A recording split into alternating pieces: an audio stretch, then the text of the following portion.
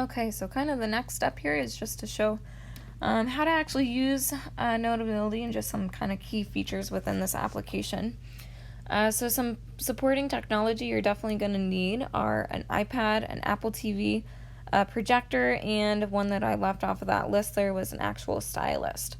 So you kind of see images of what those look like. Again, we got to look at my own iPad and that stylist before, but all of those technologies really are what make Notability possible in the classroom. So some key skills that I'm going to go through and kind of identify for you would be just how to actually create a new note, import, export files, some features of organizing, and just some important settings on Notability that I wish I would have known right away. So just backing up quickly to see this application, what it looks like on your iPad. Again, it's just going to be this pencil. So you'll notice that it automatically pulled up my slideshow because that was the screen that I was on prior to exiting it. There is a fee with Notability. It's not super expensive, but enough that my IT person had to go through and download the application remotely to put it onto my iPad. Kind of backing up so you get a feel of what this application looks like typically when you first open it up. You would probably see something like this. So this is where kind of all the notes are that I've created so far with this application. So I'm just going to go through kind of the top of our app here and just kind of work our way from the rightmost corner down to the leftmost at our editing so we can kind of get a feel for the key features of Notability. So the very first one would be this top right hand icon with what looks like a little pencil and a piece of paper. So that is how we are creating new notes. So kind of within this, again, I'll just go from the right down to the left. If we click on these two pages here, you're able to view kind of all the pages that you have within this particular note. Kind of within those pages, you'll notice that if I have something written, it's going to pop up on those pages to the side, and I'm able to actually, if I click those three dots in the corner, I can do things such as adding a page, cutting, copying. The one that I use the most is the actual clearing a page, which would erase everything on that page. But you're also able to delete a page if you need to as well. This little wrench here is our utilities. So the biggest one here is how we can adjust our paper. So I usually leave it with this white, but we have the ability to change the color and all that stuff, as well as change it so we have some grid lines. So again, the white is probably what I use the most, and sometimes those grids if we are doing some graphing. Moving on then would be this plus sign, which is how we can add in different media files. So out of these ones, really the ones that I use the most often are adding a photo from my iPad. So sometimes I like to take photos of examples from the textbook so we can talk about them, maybe a picture of student work, and then we're able to actually directly upload those. Taking a photo is the same capabilities, it's just you can do that right on the spot instead of having to pull from your photos on your iPad. You're also able to incorporate GIFs, which I think is kind of funny. It can really help kind of break a lesson up, give students some comic relief there, so that's kind of a fun feature. The next one that we see is just we have the ability to add in figures, so especially for a geometry course when it's important to draw nice circles and straight lines, we're able to do that with that particular media outlet.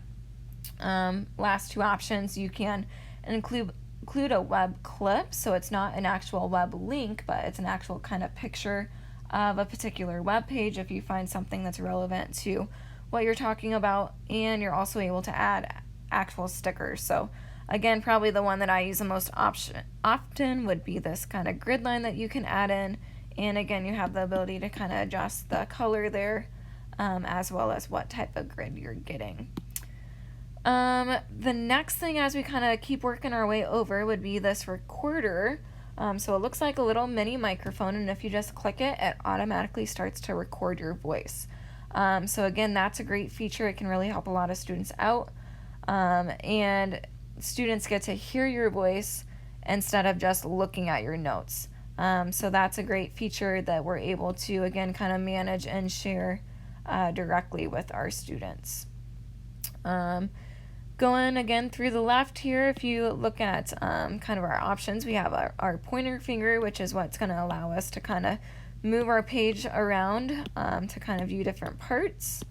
This scissors is, it allows us to kind of copy and paste different images, if I can get that to work there. There we go. So that was obviously not the best copy and paste job, but we get the idea with what we're able to do with that feature. Next one would be just our eraser. So if I just have a little thing written, I can just erase that piece rather than erasing our whole page. So that is nice and comes in handy. Other things would just be our highlighting, which is just great for highlighting key features to our students.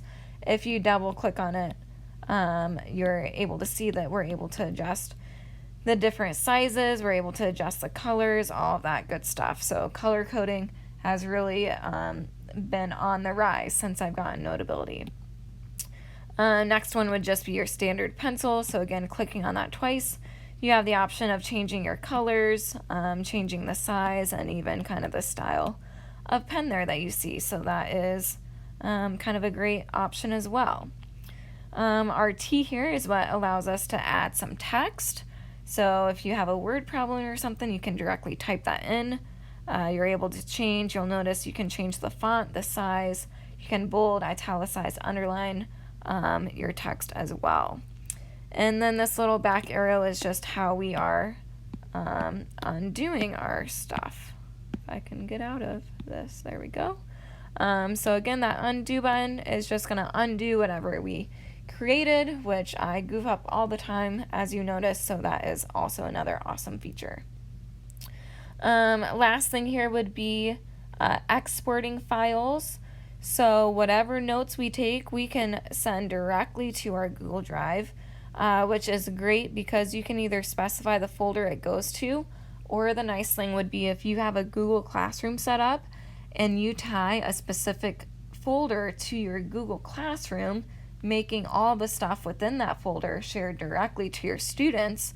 Well, now whatever notes you're taking in class, you can send directly to that shared folder. So with a couple clicks, your students have access to those class notes. So kind of on the flip side of that would be kind of what we jumped over before. So I'm just going to pull up some notes from my Algebra 1 class, and let's see. There we are.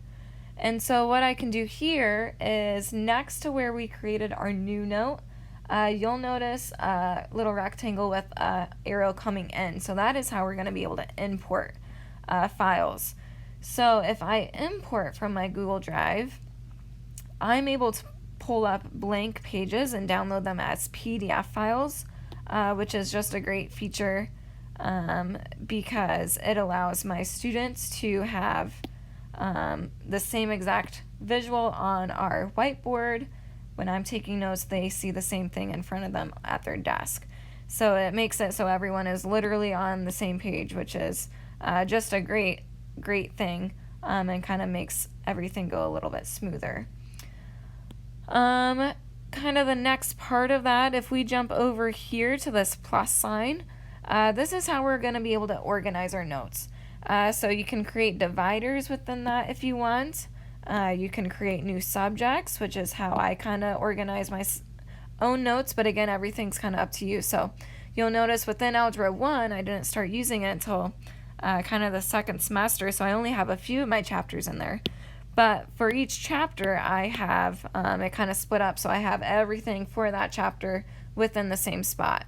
And it can be kind of a mess to look at, so if I click on where it came from, it kind of pulls up that drop bar, so it's a little cleaner over there, so it can go from divider to actual individual subjects, which is a nice feature. You're also able to edit all of those files there as well, so if you made a subject or a divider and it's not quite where you wanted it to be, or it's not named what you want it to be, you can edit it, you can change the color, change the title, or actually delete it. I should back up. So if you want to move something, so like maybe this subject, I wanted it to be in my Pre-Calc 2 folder instead of Algebra 1. So to move it, all I have to do is just hold down on that file, and then I'm able to kind of drag it wherever I want it to be. So I could drag it up to Pre-Calc 2 and drop it into that divider if I wanted. So it's really easy to use, really easy to manipulate, and kind of organize in a way that makes sense for you. Really the last thing that I wanted to talk about was just the settings. So the biggest thing that I wish I would have known when I was first using Notability was the sleep timer. So I would get so frustrated because my iPad would fall asleep and students wouldn't be able to see what was on the board. So what we have the ability to do is to keep our iPad awake whenever Notability is open. So that's a great feature because now you're not worrying about kind of babysitting your iPad and keeping it on all the time.